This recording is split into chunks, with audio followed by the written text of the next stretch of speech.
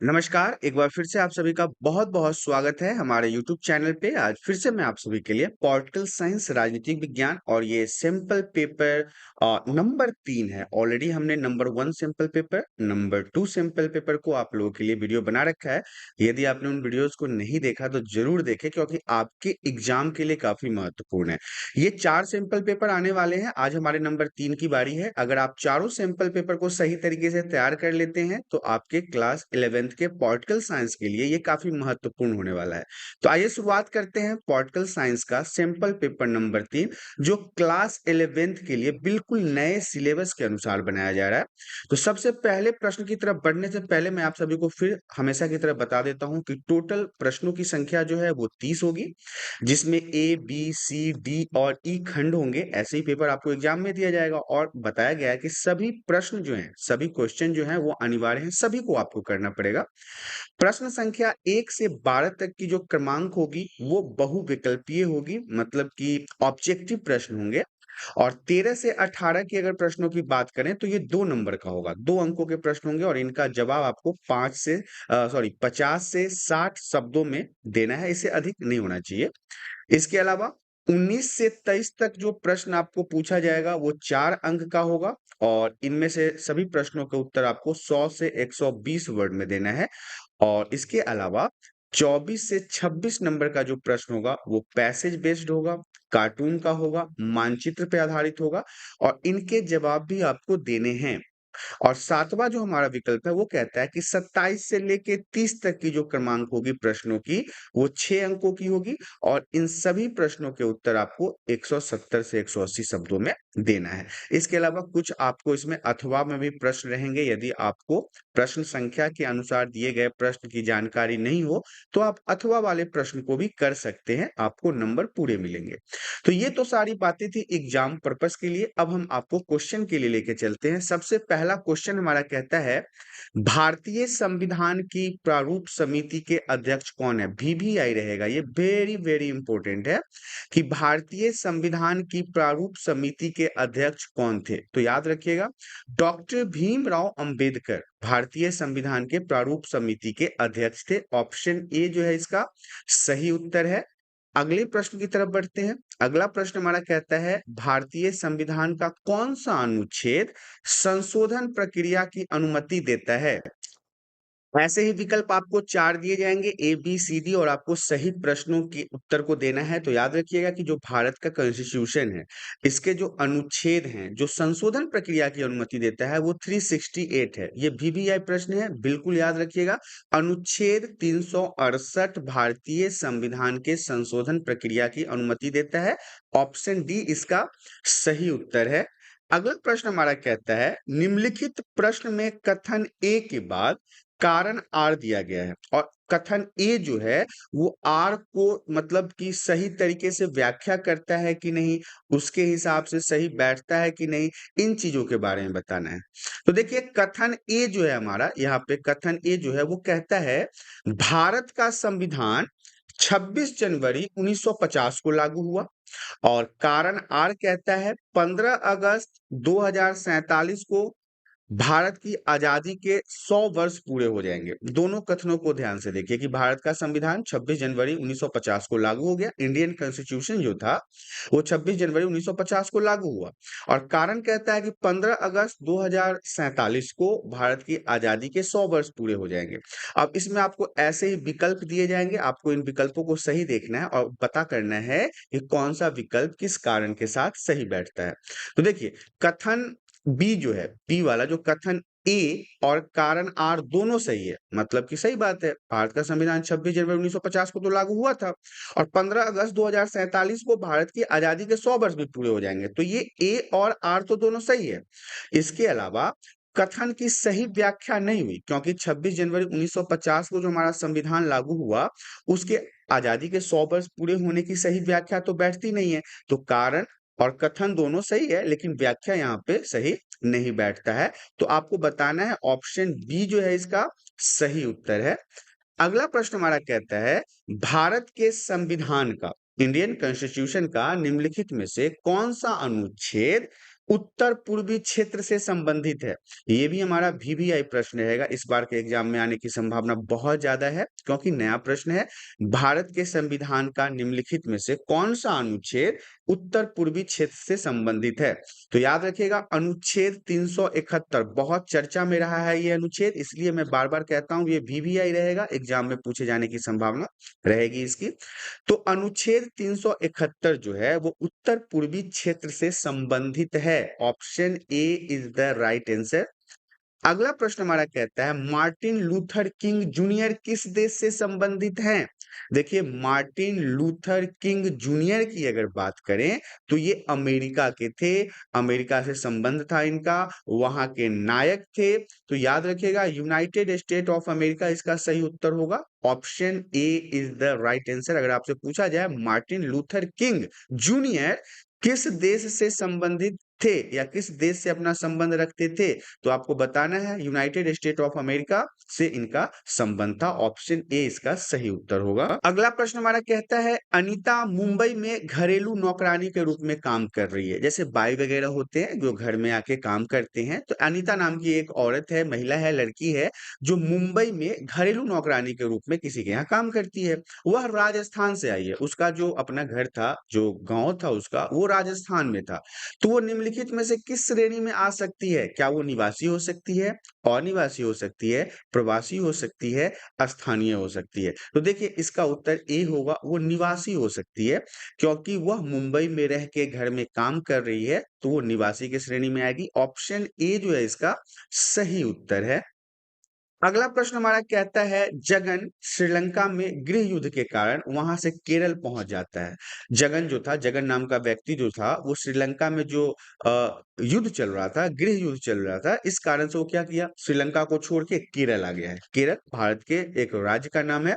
तो अब पूछा जा रहा है कि निम्नलिखित में कौन सा वर्ग उस पर लागू होगा? क्या वो निवासी होगा, अनिवासी होगा, प्रवासी होगा, शरणार्थी होगा? तो वो प्रवासी हो जाएगा क्योंकि वह एक देश से दूसरे देश में आ गया है। ऑप्शन सी जो है इसका सही उत्तर होगा। अगला प्रश्न की तरफ बढ़ते हैं। अगला प्रश्न हमारा कहता है निम्नलिखित में से किसने डिस्कवरी ऑफ इंडिया भारत एक खोज पुस्तक लिखी थी? ये भी वीवीआई प्रश्न रहेगा, वेरी वेरी इंपॉर्टेंट, कि डिस्कवरी ऑफ इंडिया पुस्तक के रचयिता कौन थे या किसने इन्हें लिखा था? याद रखिएगा जवाहरलाल नेहरू के द्वारा डिस्कवरी ऑफ इंडिया पुस्तक को लिखा गया था। Option B is the right answer. अगला प्रश्न हमारा कहता है निम्नलिखित प्रश्न में से कथन ए के बाद कारण आर दिया गया है। ऑलरेडी हमने एक प्रश्न ऐसा पढ़ा है अभी और मैंने उसमें आपको समझाया था कि कैसे आपको कथन और कारण दोनों को देख के इसके व्याख्या के ऊपर सही विकल्प को चुनना है। तो आपको इसे पढ़कर उत्तर के रूप में उचित विकल्प को चुनना है। कथन ए क्या कहता है? बॉस्क स्पेन में स्थित एक समृद्ध पहाड़ी क्षेत्र है। और कारण आर में कहता है स्पेन की सरकार इसकी स्वायत्तता को कम करना चाहती है, इसके आजादी को कम करना चाहती है। तो चार विकल्प आपके ए बी सी डी यहाँ पे दिए जाएंगे ऐसे ही। अब देखिए कथन ए जो है बास्क स्पेन में एक समृद्ध पहाड़ी क्षेत्र है, तो ये कथन गलत है, लेकिन सरकार जो इसकी आजादी को कम करना चाहती है ये सही है। लेकिन अब आपको समझना है बास्क स्पेन में स्थित एक समृद्ध पहाड़ी क्षेत्र नहीं है, लेकिन जो इसकी स्वायत्ता की मांग सरकार के द्वारा कम करने की बात हो रही है ये सही है। तो ऑप्शन सी जो है इसका सही उत्तर होगा। सी यहाँ पे आपको बताया गया है कथन ए गलत है लेकिन कारण आर जो है वो सही है। अगला प्रश्न हमारा कहता है एक राष्ट्र का अस्तित्व तब होता है जब उसके सदस्य यह मानते हैं कि वे एक साथ हैं। देखिए किसी भी राष्ट्र का राष्ट्र निर्माण तब होता है जब उस राष्ट्र में रहने वाले सभी लोग एक दूसरे के साथ खड़े होते हैं, तभी उसका अस्तित्व होता है, तभी वो एक राष्ट्र कहलाता है, तभी वो राष्ट्रवाद की भावना को उत्पन्न करता है। ऑप्शन ए जो है इसका सही उत्तर है। अगला प्रश्न हमारा कहता है भारतीय संविधान के उद्देश्य प्रस्ताव 1946 के किन्हीं दो बिंदुओं का उल्लेख कीजिए। देखिए यहां से हमारा 2 नंबर का प्रश्न शुरू हो गया, यहां तक हमारा सिर्फ़ और सिर्फ़ ऑब्जेक्टिव प्रश्न था 1 नंबर के लिए, जितने भी इम्पोर्टेंट प्रश्न थे, वो मैंने आपको बता दिया। लेकिन यहाँ से अब हमारा 2 नंबर का प्रश्न शुरू हो गया है और आपको पता है कि 40 से 50 वर्ड में आपको इसके उत्तर को लिखना है। और प्रश्न नंबर जो है इसमें कह रहा है कि भारतीय संविधान के उद्देश्य प्रस्ताव 1946 के किन्हीं 2 बिंदुओं को हमें उल्लेख करना है। तो उद्देश्य प्रस्ताव को 1946 में नेहरू द्वारा प्रस्तुत किया गया था। ये याद रखिएगा, 1 नंबर का प्रश्न यहाँ से भी आपका तैयार होता है। और उसके जो बिंदु थे, जो उनके बिंदु थे वो इस प्रकार है। पहला बिंदु तो ये है कि इस प्रस्ताव में संविधान सभा के उद्देश्यों को परिभाषित किया गया है। इस प्रस्ताव में मतलब कि जो संविधान का उद्देश्य प्रस्ताव 1946 है, इसमें संविधान सभा के उद्देश्यों को व्याख्या किया गया है, परिभाषित किया गया है। और दूसरा पॉइंट है, इस प्रस्ताव में संविधान के सभी आकांक्षाओं और मूल्यों को समाहित किया गया है। सभी आकांक्षाओं को, सभी के इच्छाओं को, सभी के मतलब कार्यों को इसमें जोड़ा गया है। तो ये संविधान के उद्देश्य प्रस्ताव के 2 प्रमुख बिंदु थे और ये वीवीआई भी रहेगा, एग्ज़ाम में पूछे जाने की संभावना है। आप इसे अच्छे तरीके से याद कर लीजिएगा। अगला प्रश्न हमारा 2 नंबर का कहता है न्यायपालिका के कोई 2 कार्य बताइए। वेरी वेरी इंपॉर्टेंट रहेगा वीवीआई, कहीं न कहीं आपसे तो ये प्रश्न ज़रूर पूछे जाएँगे, चाहे वो 1 नंबर, 2 नंबर, 4 नंबर, 6 नंबर, लेकिन पूछे ज़रूर जाएँगे, ये बात आप याद रखिएगा। प्रश्न हमारा कहता है न्यायपालिका के कोई 2 कार्यों को बताइए। तो आपको लिखने के स्किल्स के बारे में भी मैंने पिछले 2 सैंपल पेपर में बताया था कि आपको लिखने का स्किल्स भी पता होना चाहिए। कैसे हमें प्रश्नों को जवाब देना है, कैसे उनके पॉइंट टू पॉइंट लिखने हैं ताकि टीचर खुश और हमारे पास नंबर काफ़ी अच्छा है। तो देखिए आपको लिखना है न्यायपालिका के 2 कार्य इस प्रकार हैं। पहला तो ये है कि न्यायपालिका कानून के शासन की और कानून की सर्वोच्चता को सुनिश्चित करने का कार्य करता है। मतलब न्यायपालिका ही है जो कानून सही तरीके से शासन हो रहा है कि नहीं, समाज में सही तरीके से कानून व्यवस्था कायम है कि नहीं और कानून की सर्वोच्चता को बनाए रखने में मदद करता है।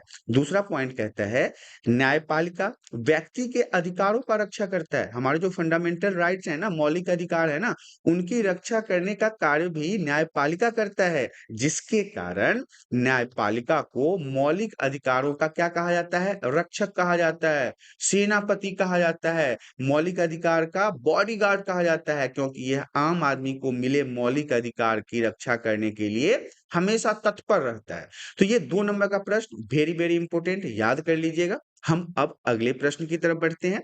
अगला प्रश्न हमारा कहता है, क्या भारत एक संघीय राज्य है? अपने उत्तर के समर्थन में कोई 2 कारण भी आपको देना है। बताना है कि भारत एक संघीय राज्य है। अगर आपका उत्तर है हाँ, तो आपको उसके कारण को भी बताना है। भारत एक संघीय राज्य है, जिसका मतलब है यहाँ केंद्र और राज्यों के बीच शक्तियों का विभाजन है, बँटवारा हो चुका है। किसके-किसके बीच? केंद्र के बीच और राज्य के बीच शक्तियों का बँटवारा है और इसके समर्थन में 2 कारण इस प्रकार हैं। पहला तो ये है कि पहला कारण यह है कि भारत का संविधान लिखित और सर्वोच्च है। लिखा गया है भारत का कॉन्स्टिट्यूशन, लिखित संविधान है जो केंद्र और राज्य के अधिकारों, कर्तव्यों को स्पष्ट रूप से निर्धारित करता है। हमारे संविधान में जितने भी अनुच्छेद लिखे हुए हैं, उन अनुच्छेदों के माध्यम से भारत के राज्य और केंद्र की शक्ति को बिल्कुल ही स्पष्ट तरीके से बताया गया है। बच्चों ये बहुत इंपॉर्टेंट पॉइंट है, वेरी वेरी इंपॉर्टेंट, इसे आप सही तरीके से याद रखिएगा। और दूसरा कारण यह है कि भारत में स्वतंत्र न्यायपालिका है, किसी के दबाव में नहीं, किसी के अंदर नहीं, किसी से डर नहीं, किसी का भय नहीं। जो निष्पक्ष बातें होती है वो हमारा न्यायपालिका करता है, किसी का पक्षपात नहीं करता, जो केंद्र और राज्यों के बीच किसी विवाद को न्याय देता है। अगर राज्य और केंद्र में ही किसी बात को लेके लड़ाइयाँ चल रही है, एग्जाम्पल के लिए बता दूं कि दिल्ली और मतलब भारत के संघ में कोई विवाद चल रहा है, तो इसका विवाद का निपटारा कौन करेगा? इसका विवाद का निपटारा न्यायपालिका करेगा, वो भी निष्पक्ष होके। तो आपको इन दोनों पॉइंटों को बड़े ही सही तरीके से याद कर लेना है। अगला पॉइंट हमारा कहता है नकारात्मक स्वतंत्रता के कोई 2 उदाहरण दीजिए। नकारात्मक स्वतंत्रता से आप क्या समझते हैं? यह भी प्रश्न बन सकता है। तो देखिए नकारात्मक स्वतंत्रता का मतलब है कि व्यक्ति को बाहरी शक्तियों के हस्तक्षेप से मुक्ति मिलती है। इस प्रकार की स्वतंत्रता के 2 उदाहरण हैं, लेकिन उदाहरण से पहले हम नकारात्मक स्वतंत्रता को एक बार फिर से समझ लेते हैं। नकारात्मक स्वतंत्रता का मतलब क्या है? अर्थ क्या होता है कि व्यक्ति जो समाज के अंदर रहता है, उसको बाहरी शक्ति के हस्तक्षेप से मुक्ति मिल जाए। कोई बाहर से आके उसे उसके कार्यों में हस्तक्षेप ना करे, मनाही ना करे, उसे समझाए नहीं। तो इस प्रकार की स्वतंत्रता के 2 उदाहरण मैं आपको बताता हूँ। पहला उदाहरण है विचार की स्वतंत्रता। यह व्यक्ति को अपने मन की बात बिना किसी डर या जबरन बोलने या लिखने का अधिकार देता है। कोई व्यक्ति किसी को डरा नहीं सकता, उसकी स्वायत्तता को छीन नहीं सकता, उसके मन की बातों को रखने से कोई नहीं रोक सकता। ये तो पहला पॉइंट हो गया। दूसरा है धर्म की स्वतंत्रता। किसी भी व्यक्ति को, भारत एक धर्मनिरपेक्ष देश है। इसे हम धर्मनिरपेक्ष देश के नाम से जानते हैं, क्योंकि यहाँ पे सभी धर्मों को समान अधिकार प्राप्त है। तो व्यक्ति को अपने धर्म का चुनाव करने, उसे स्वीकार करने, उसके अनुसार जीने का पूरा अधिकार है। यह अधिकार उससे कोई नहीं छीन सकता, कोई सरकार नहीं छीन सकती, क्योंकि यह हमारे संविधान के द्वारा दिया गया अधिकार है। तो विचार की स्वतंत्रता और धर्म की स्वतंत्रता, नकारात्मक स्वतंत्रता के 2 उदाहरण के रूप में आप इसे लिख सकते हैं। अगला प्रश्न हमारा कहता है, एक आदर्श नागरिक के किन्हीं 2 कर्तव्यों का वर्णन करें। वीवीआई रहेगा, आदर्श नागरिक के 2 कर्तव्य क्या हो सकते हैं? तो देखिए, एक आदर्श नागरिक के कुछ कर्तव्य हैं जो उसे अपने देश, समाज और संविधान के प्रति निभानी चाहिए। क्योंकि एक आदर्श व्यक्ति होने का मतलब ही है कि उसे अपने देश के प्रति सजग होना चाहिए, अपने समाज के प्रति सजग होना चाहिए। संविधान में ये जरूरी है। और उनके वो 2 कर्तव्य कौन से हैं? तो पहला कर्तव्य है कि चुनाव में भाग लेना, क्योंकि यह तो हमारा अधिकार है। नागरिक का एक मौलिक कर्तव्य है जो उसे लोकतंत्र को मजबूत बनाने और अपने प्रतिनिधि को चुनने में मदद करता है। जिस प्रकार से आप मत देते हैं, इससे क्या होता है कि हम अपने देश में एक शक्तिशाली लोकतंत्र बनाते हैं, अपने प्रतिनिधियों को चुनते हैं। इससे क्या होता है? हमारा सरकार मजबूत होता है। सरकार अगर मजबूत बनता है तो इससे हमारा देश मजबूत बनता है, आम समाज में रहने वाले लोगों का भला होता है। दूसरा है राष्ट्रगान और राष्ट्रध्वज का सम्मान करना। हमारे देश का जो राष्ट्रगान है या फिर राष्ट्रध्वज है, इसका सम्मान करना नागरिक का नैतिक कर्तव्य है। तो अगर आपसे पूछा जाए एक आदर्श नागरिक के किन्हीं 2 कर्तव्यों का वर्णन कीजिए, तो आप बताएंगे पहला कर्तव्य तो है चुनाव में भाग लेना, दूसरा है राष्ट्रगान और राष्ट्रध्वज का सम्मान करना। तो इसके बाद आपके 2 नंबर पूरे के पूरे आपको मिल जाएंगे। अगला प्रश्न हमारा कहता है, भारत एक धर्मनिरपेक्ष, पंथ निरपेक्ष राज्य है, अर्थात देश है। कैसे? आपको ये बताना है कि भारत एक धर्मनिरपेक्ष और पंथ निरपेक्ष राज्य है कैसे? अपने उत्तर के समर्थन में कोई 2 कारण भी आपको बताना है। 2 कारण के साथ आपको इसके जवाब देने हैं। तो आप देखिए, उत्तर में आपको लिखना है भारत एक धर्मनिरपेक्ष और पंथ निरपेक्ष राज्य है। इसके समर्थन में 2 कारण इस प्रकार हैं। भारतीय संविधान के प्रस्तावना में शामिल है कि भारत एक धर्मनिरपेक्षता वाला देश है। इसका अर्थ है कि सभी धर्मों के लोग, सभी वर्गों के लोग अपने धार्मिक विश्वास एवं मान्यताओं को रखने की पूरी आजादी रखते हैं। उन्हें मानने की उन्हें छूट है। कोई भी वर्ग किसी भी धर्म को अपना सकता है और उसके संस्कृति के हिसाब से वो चल सकता है।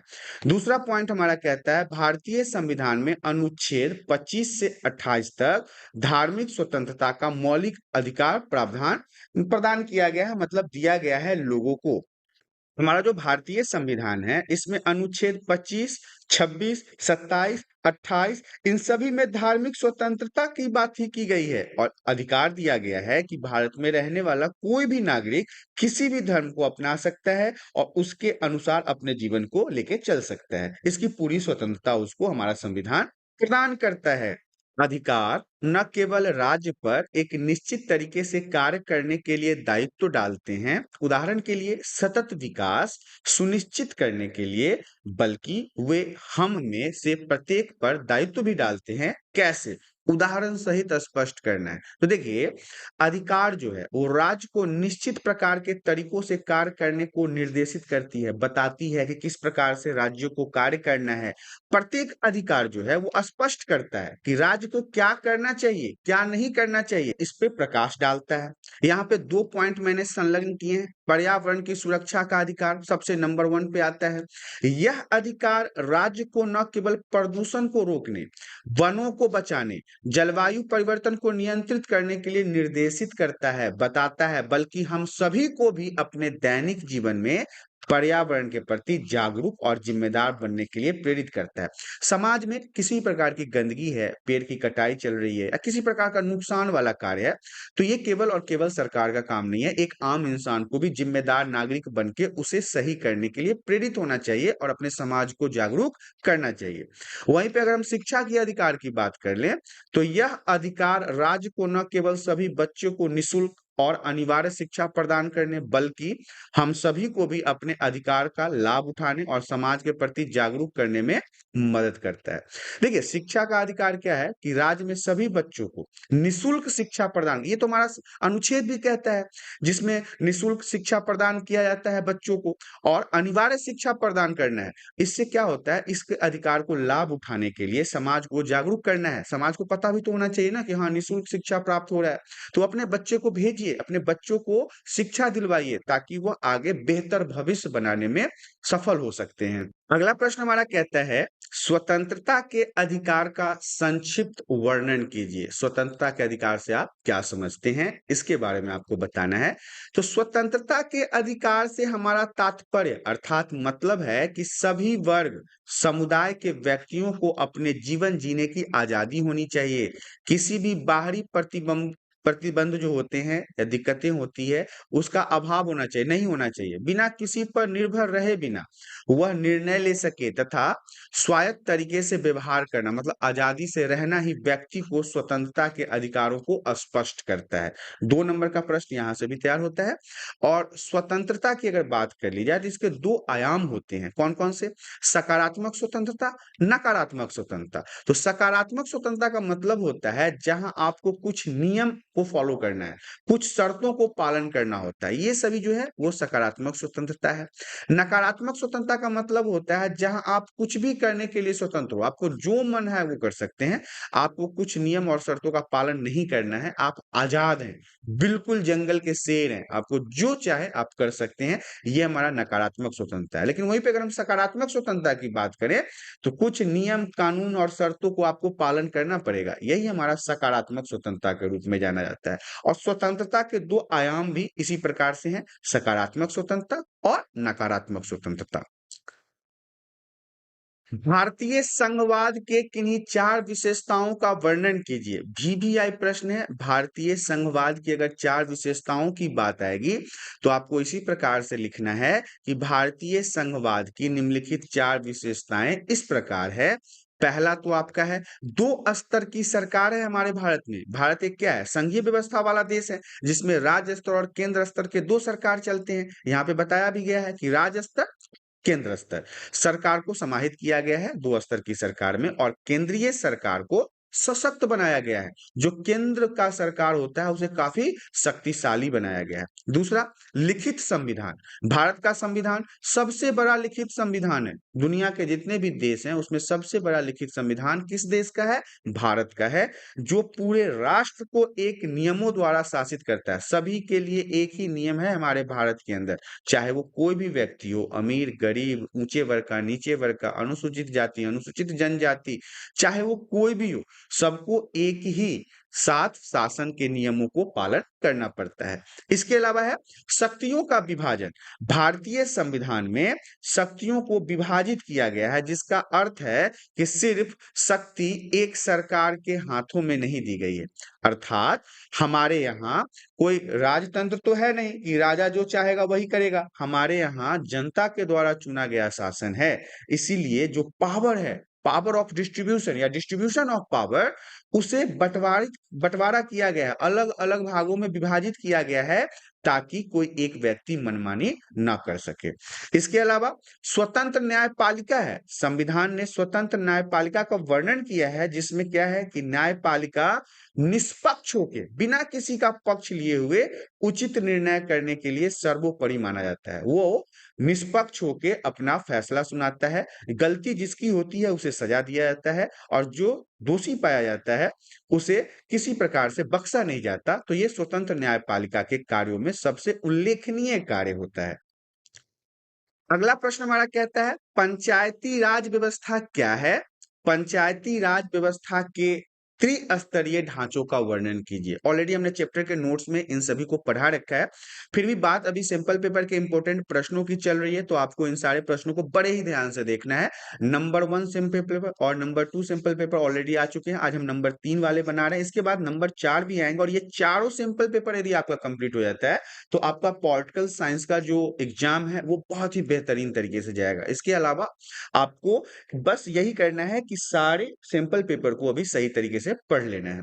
तो आइए हम बात करते हैं प्रश्न के बारे में, पंचायती राज व्यवस्था क्या है? पंचायती राज व्यवस्था के त्रिस्तरीय ढांचों का वर्णन कीजिए। तो 1992 में संविधान के 73वां संशोधन को संसद ने पारित किया था। याद रखिएगा 1992 में संविधान का 73वां संशोधन हुआ था और संसद ने इसे पारित किया था, जिसके अंतर्गत उन्होंने क्या कहा? पंचायती राज व्यवस्था का वर्णन किया, पंचायती राज व्यवस्था के बारे में बताया। पंचायती राज व्यवस्था का त्रिस्तरीय बनावट कैसे है? तो निम्न प्रकार से है। कौन कौन सा? जिला पंचायत है, मंडल है, ग्राम पंचायत है। वीवीआई रहेगा, वेरी वेरी इंपॉर्टेंट। मैंने चैप्टर के नोट्स पढ़ाते समय भी बताया था कि ये वीवीआई प्रश्न रहेगा। तो अब हम बात कर लेते हैं जिला पंचायत के बारे में। तो सबसे ऊपर वाला जो पायदान होता है, त्रिस्तरीय कहने का मतलब है, मान लो ये हम ट्रायंगल ले लेते हैं, 1 स्तर, 2 स्तर और 3 स्तर। तो सबसे बड़ा पहला वाला जो है वो है जिला पंचायत। ये जो सबसे ऊपर है वो जिला पंचायत है। इसके बाद दूसरे नंबर पर मंडल आता है और तीसरे स्तर पर ग्राम पंचायत आता है। तो सबसे ऊपर वाला पायदान जिला पंचायत का स्थान है। इसके दायरे में एक जिले के अंदर जितने भी गांव आते हैं, जितने भी ग्रामीण इलाके आते हैं, सब पर कंट्रोल जिला पंचायत का होता है। अब हम बात कर लेते हैं मंडल के बारे में। तो मध्यवर्ती स्तर यानी कि ये बीच वाला जो पायदान है, इसको हम मंडल स्तर या खंड या तालुका के नाम से जानते हैं। याद रखिएगा, तालुका भी इसे कहते हैं, खंड भी इसे कहते हैं, मंडल भी इसे ही कहते हैं। इस पायदान पर कायम स्थानीय शासन के निकाय को मंडल या तालुका पंचायत के नाम से जाना जाता है। तो ये त्रिस्तरीय में पहला स्तर ये हो गया, दूसरा स्तर ये हो गया। अब हम तीसरे स्तर ग्राम पंचायत की बात करते हैं। तो सबसे नीचे यानी कि पहले पायदान पर, यहाँ जो पहला पायदान है, इस पे क्या होता है? ग्राम पंचायत आता है। ग्राम पंचायत के दायरे में एक अथवा एक से ज्यादा गांव आ सकते हैं, 2 3 4 5 गांवों को मिला के एक ग्राम पंचायत का निर्माण किया जाता है। 10 12 13 15 गांवों को मिला के मंडल का निर्माण किया जाता है। लेकिन बात अगर जिला पंचायत की कर ले तो एक जिले के अंदर जितने भी ग्रामीण इलाके हैं, जितने भी गांव वाले इलाके हैं, वो सारे आते हैं, सारे इसमें समाहित है। तो पंचायती राज व्यवस्था क्या है वो समझ में आ गया। पंचायती राज व्यवस्था के 3 स्तरीय ढांचे क्या थे उन्हें मैंने समझा दिया। इस प्रकार से आपका यहाँ पे 4 नंबर का प्रश्न रेडी हो जाता है। अब हम अगले प्रश्न की तरफ बढ़ते हैं। अगला प्रश्न भी 4 नंबर के लिए वेरी वेरी इंपॉर्टेंट है। याद रखिएगा, समानता क्या है? समानता के किन्हीं 3 आयामों का संक्षिप्त विवरण दीजिए। समानता से क्या समझते हैं? कैसे आप जानेंगे कि समानता है? तो समानता वह है जिसमें सभी वर्ग, सभी जाति, सभी धर्म, सभी लिंग, भिन्नताओं के बाद भी सभी को समान भाव और समानता दिया जाता है। एक समाज में रहने के बाद आपने पता किया होगा कि कई प्रकार के जाति धर्म के लोग रहते हैं, कई प्रकार के वर्ग के लोग रहते हैं, कई प्रकार के लिंगों के लोग रहते हैं, लेकिन फिर भी इन्हें समान भाव देना समानता कहलाता है। समानता के अगर आपको मुख्य आयाम पूछा जाए, 3 मुख्य आयाम पूछा जाए, तो आप इस प्रकार से बताएंगे। पहला तो है राजनीतिक समानता, दूसरा है सामाजिक समानता, तीसरा है आर्थिक समानता। राजनीतिक समानता क्या होता है? क्योंकि संक्षिप्त विवरण भी करना है हमें। सभी नागरिकों को समान नागरिकता प्रदान करना, ये नहीं कि अंबानी को 2 वोट देने का अधिकार दे दिए और गरीब लोगों को 1 वोट देने का अधिकार दे दिए, फिर तो फ्रांस की क्रांति हो जाएगी यहाँ पे। तो यही कहा जाता है कि सभी नागरिकों को समान नागरिकता प्रदान करना राजनीतिक समानता में शामिल है, क्योंकि राजनीति हमारा कहता है सभी लोगों को समान अधिकार दिया जाए, समान मत देने का अधिकार दिया जाए। समान नागरिकता अपने साथ मतदान का अधिकार, संगठन बनाने और व्यक्ति की स्वतंत्रता आदि का अधिकार भी लाती है। तो ये हमारा राजनीतिक समानता था। सामाजिक समानता की अगर बात कर लें, तो राजनीतिक समानता व समान अधिकार देना इस लक्ष्य को प्राप्त करने की दिशा में पहला कदम था। साथ ही समाज में सभी लोगों के जीवन यापन के लिए अनिवार्य चीजों के साथ पर्याप्त स्वास्थ्य सुविधा, शिक्षा, पोषक आहार एवं न्यूनतम वेतन वेतन की गारंटी को भी जरूरी माना गया। ये सामाजिक समानता को समझ लीजिए। एक समाज में कई प्रकार के लिंग जाति धर्म के लोग रहते हैं, कई वर्गों के लोग रहते हैं, तो उनको समान पोषक तत्व प्राप्त होना चाहिए, समान शिक्षा प्राप्त होना चाहिए, समान स्वास्थ्य का अधिकार प्राप्त होना चाहिए एवं न्यूनतम वेतन की गारंटी तो प्राप्त होनी चाहिए। ये हमारा सामाजिक समानता के अंतर्गत आता है। आर्थिक समानता की अगर बात कर ले, जो तीसरे पायदान पे आता है, तो देखिए आर्थिक समानता ऐसे समाज में विद्यमान होती है जिसमें व्यक्ति और वर्गों के बीच धन, दौलत या आमदनी की खासी भिन्नता हो, मतलब काफी गड्ढे हों, अमीरी और गरीबी के बीच काफी फासले हों। आर्थिक असमानता की डिग्री मापने का एक तरीका है कि एक संपन्नतम और एक निर्धनतम व्यक्ति के अनुपातिक स्तर को मापा जाए। मतलब एक बहुत ही पैसे वाले और एक बहुत ही गरीब व्यक्ति के बीच के रेशियो को निकाला जाए। इससे हम आर्थिक समानता के रूप में अंतर माप सकते हैं। तो समानता क्या है? समानता के किन्हीं तीन आयामों का वर्णन इस प्रकार से रहेगा: राजनीतिक समानता, सामाजिक समानता और आर्थिक समानता। ये आपके 4 नंबर के प्रश्न फिर तैयार हो जाएंगे। अगला प्रश्न हमारा कहता है, निम्नलिखित गद्यांश को ध्यान पूर्वक पढ़ें और नीचे दिए गए प्रश्नों का उत्तर दीजिए। अब देखिए गद्यांश को आपको पढ़ना है, पैसेज बेस्ड क्वेश्चन है ये सारे। तो यदि हम राज्यसभा में प्रतिनिधित्व की समानता की अमेरिका प्रणाली का पालन करें तो क्या होगा? 1998 में 12 लाख की आबादी वाले उत्तर प्रदेश को सिक्किम के बराबर सीटें मिलेंगी, जिसकी आबादी केवल 6.10 लाख है। संविधान निर्माता ऐसी विसंगति को रोकना चाहते थे। तो पहला ये हो गया।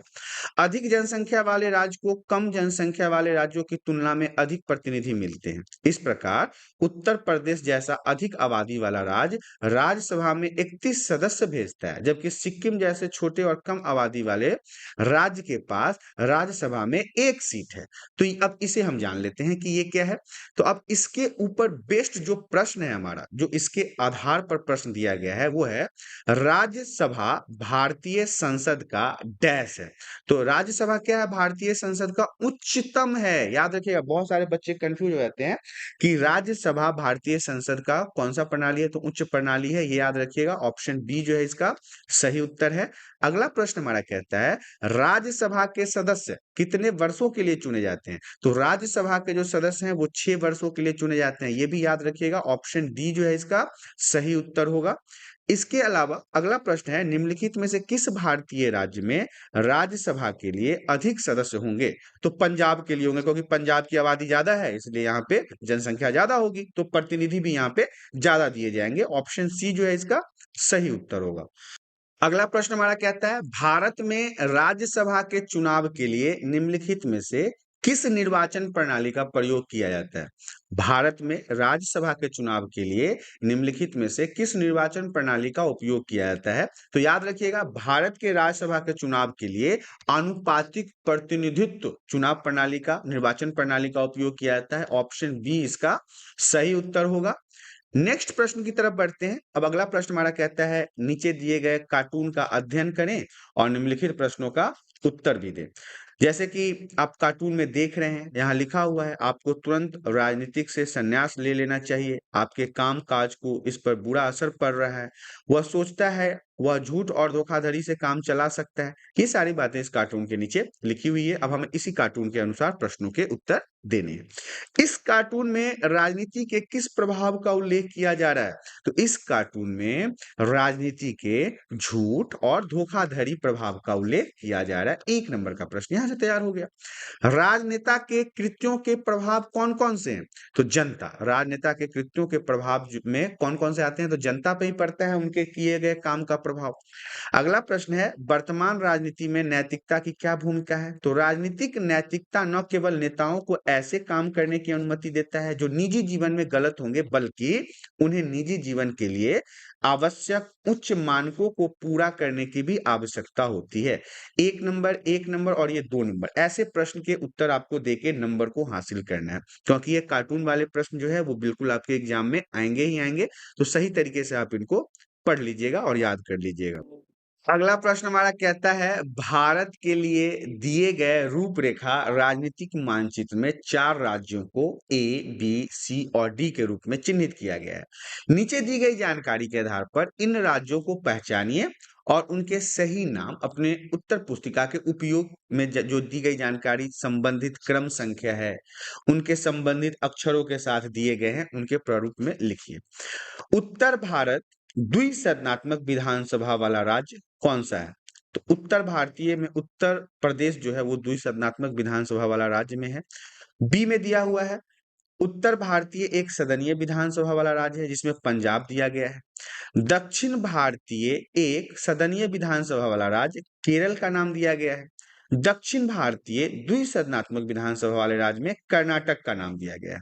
तो प्रश्न के हिसाब से ये चारों राज्य का नाम दिया गया है, जिसमें आपको अब मैप लेना है, जिसमें आपको पंजाब की जगह पे पंजाब बताना है, उत्तर प्रदेश बताना है, केरल बताना है और कर्नाटक बताना है, क्योंकि यही 4 जो है आपके यहाँ प्रश्नों में दिए गए हैं और इन चारों को आपको चिन्हित करना है आपके मैप के अनुसार। इस स्लाइड से अब हमारा 6 नंबर का प्रश्न शुरू हो गया है। 4 नंबर तक के प्रश्न, 2 नंबर के प्रश्न, 1 नंबर के प्रश्न हमने ऑलरेडी कंप्लीट कर लिया। अब हम 6 नंबर की प्रश्न की तरफ बढ़ते हैं। 6 नंबर का पहला प्रश्न हमारा कहता है, भारत के चुनाव आयोग के कार्यों का वर्णन कीजिए। भारत का जो चुनाव आयोग है उसके काम किस प्रकार से हैं, इसका हमें वर्णन करना है। तो आपको लिखना है, राज्य चुनाव आयोग के कार्य इस प्रकार से हैं। राज्य चुनाव आयोग का सबसे अहम कार्य है, सबसे महत्वपूर्ण काम है पंचायती राज संस्थानों के चुनाव को संपन्न करना, मतलब चुनाव के प्रक्रियाओं को निपटाना, मतदाता सूची तैयार करना, वोटर लिस्ट तैयार करना, नामांकन के लिए तिथियों की नियुक्ति करना कि प्रतिनिधि किस प्रकार से अपना नामांकन कर सकते हैं, इसके डेट को बताना। इसके अलावा चुनाव की सार्वजनिक सूचना, सभी को पता होना चाहिए कि चुनाव होने वाला है, ये नहीं कि चुनाव चुपचाप तो हो नहीं सकता है। चुनाव के लिए उम्मीदवारों का नामांकन करवाना, चुनाव लड़ने वाले उम्मीदवारों की सूची का प्रकाशन करना, ये सारे कार्य जो हैं वो चुनाव आयोग का होता है और ये सारे कार्य महत्वपूर्ण है। चुनाव आयोग के ये सारे कार्य बहुत ही महत्वपूर्ण माने जाते हैं। ये सारे पॉइंट्स आपको 6 के 6 पॉइंट्स अगर आप एग्जाम में लिख के थोड़ा सा डिटेल्स दे दोगे तो आपके पूरे के पूरे नंबर आपको इस प्रश्न में प्राप्त हो जाएंगे और काफी वीवीआई भी रहेगा। वेरी वेरी इंपॉर्टेंट है ये प्रश्न कि भारत के चुनाव आयोग के कार्यों का वर्णन कीजिए। तो आपको बताना है कि भारत के चुनाव आयोग का कार्य इस प्रकार है और उसके बाद पहला, दूसरा, तीसरा, चौथा, पांचवा और छठा पॉइंट आपको वहां पे बताना है। अगला प्रश्न हमारा कहता है, वर्तमान चुनाव के लिए आवश्यक किन्हीं 3 चुनाव सुधारों के बारे में बताइए। तो वर्तमान चुनाव के लिए आवश्यक चुनाव सुधारों में 3 सुधार इस प्रकार हैं। पहला तो है धन का अत्यधिक व्यय जो हो रहा है उसे कम करना चाहिए। चुनाव में ना धन को बहुत ज्यादा खर्च किया जाता है। चुनावी न्याय, समानता और पारदर्शिता को बिगाड़ता है। ये ज्यादा पैसे खर्च करे तो लोग क्या करते हैं, भ्रष्टाचार को ही बढ़ावा देते हैं ना।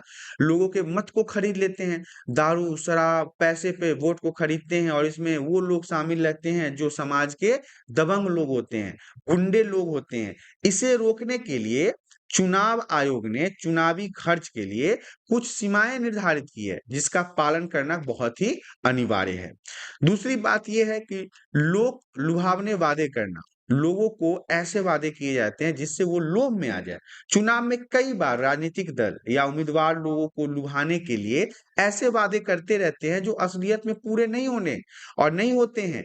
इससे लोगों की उम्मीद बढ़ जाती है, लेकिन जब वादे जो किया गया था जनप्रतिनिधि द्वारा, जो चुनाव में खड़े हो रहे थे उनके द्वारा, जब वो पूरे नहीं होते तो लोगों का विश्वास क्या होता है, टूट जाता है और इस पर चुनाव आयोग की नजर रहती है। तीसरा पॉइंट है वोटों को खरीदा जाना। चुनाव में वोटों को खरीदा जाना एक गंभीर अपराध है और ये होता है, खुलेआम होता है, जिसमें राजनीतिक दल या उम्मीदवार लोगों को पैसे, शराब, भोजन, उपहार ये सब देकर उनके वोट को खरीद लेते हैं। इसको रोकने के लिए चुनाव आयोग राजनीतिक दलों को ऐसा पकड़े जाने पर चुनाव से बाहर कर देती है, क्योंकि यह चुनाव आयोग के लिए एक नियम है कि किसी भी प्रकार के वोटों को खरीदा नहीं जाना चाहिए, लुभावने वादे नहीं करना है, धन का बहुत ज्यादा खर्च नहीं करना है, वोटों को खरीदना नहीं है, शराब नहीं पिलाना है, भोजन नहीं देना है, महंगे महंगे गिफ्ट देके वोट नहीं खरीदने हैं। तो ये वर्तमान चुनाव में जो अभी जो चुनाव चल रहा है ना, इसमें ये 3 सुधार होने तो बहुत ज़्यादा ज़रूरी है। ख़ासकर वोटों को खरीदा जाना और ये शराब, दारू वग़ैरह पिला के जो वोट लेते हैं लोग, ये सब तो बहुत ही बुरा होता है समाज में। अगला प्रश्न हमारा कहता है, भारत का राष्ट्रपति देश का नाम मात्र प्रमुख है। उपयुक्त उदाहरण के साथ कथन को स्पष्ट करना है कि भारत के जो राष्ट्रपति होते हैं, प्रेसिडेंट होते हैं, वो देश का नाम मात्र प्रमुख होता है। कैसे? इसको हमें उदाहरण के साथ बताना है। तो देखिए, भारत की जो संसदीय प्रणाली में राष्ट्रपति जो होते हैं, वो देश की कार्यपालिका की शक्ति का प्रतिनिधित्व करता है, लेकिन वह वास्तविक शक्ति नहीं रखता है। वह देश के सभी कार्यकारी क्रियाएं अपने नाम पर करता है, लेकिन वह उन्हें प्रधानमंत्री की सलाह पर ही कर सकता है। प्रधानमंत्री अर्थात प्राइम मिनिस्टर सरकार का प्रमुख जब तक अपनी राय नहीं देगा, तब तक देश के राष्ट्रपति भी उन कार्यों को नहीं कर सकते हैं।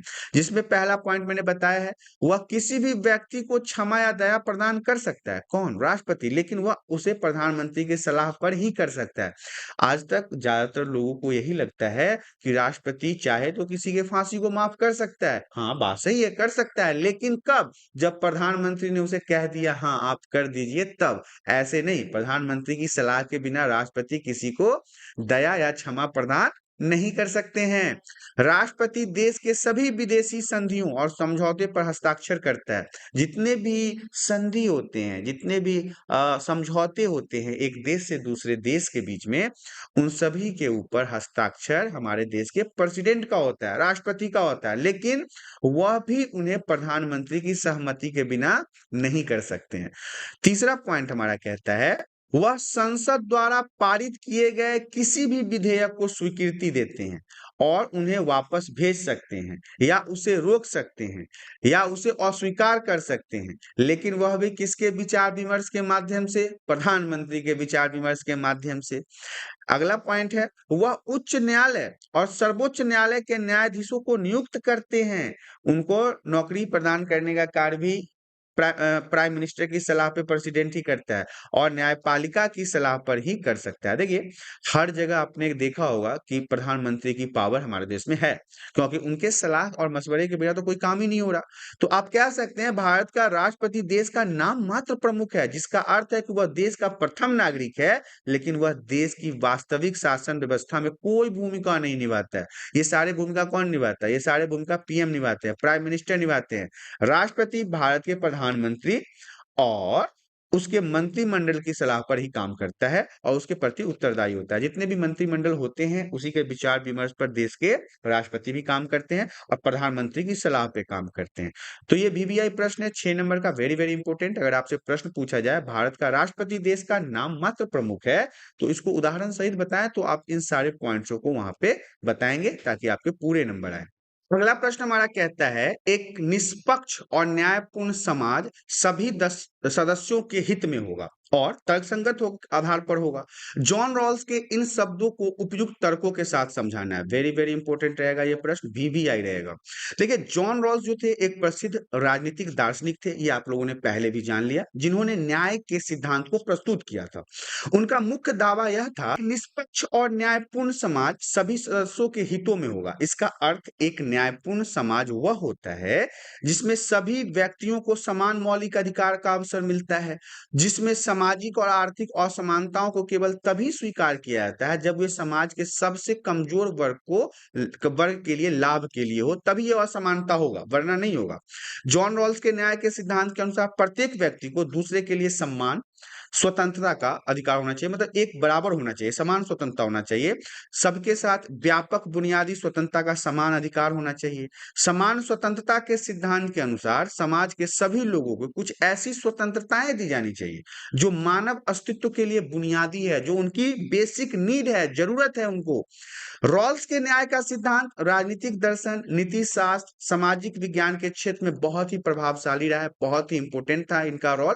उनकी आलोचना भी हुई है और विकास में उनके विकास की बातों को कई बार काटा भी गया है दूसरे दूसरे दार्शनिकों के द्वारा। कई दार्शनिकों और विचारकों ने उनके इन विचारों का खंडन भी किया है, और उनके विचार विशेषकर समाज में न्याय और समानता की दृष्टि से महत्वपूर्ण माना जाता है। जॉन रॉल्स, याद रखिएगा, इन्होंने ही हमारे समाज को न्याय का सिद्धांत प्रस्तुत किया था, जो आज भी काफी अच्छा माना जाता है। इस प्रकार से आपने देखा पॉलिटिकल साइंस राजनीतिक विज्ञान सिंपल पेपर 2024, और ये सिंपल पेपर नंबर 3 था। ऑलरेडी 2 सिंपल पेपर हमारे कंप्लीट हो चुके हैं। क्लास 11th के लिए न्यू सिलेबस के आधारित पॉलिटिकल साइंस का सिंपल पेपर आपके एग्जाम के लिए खासकर काफी महत्वपूर्ण है। तो आशा करता हूं कि आज के वीडियो में दी गई जानकारी आप सभी को बहुत पसंद आई होगी। यदि जानकारी पसंद आई तो वीडियो को लाइक कर दें। चैनल पे पहली बार आए हैं तो चैनल को सब्सक्राइब कर लें, ताकि इसी प्रकार के एजुकेशनल वीडियो आपको हमेशा प्राप्त होता रहे। आज के लिए इतना ही। धन्यवाद।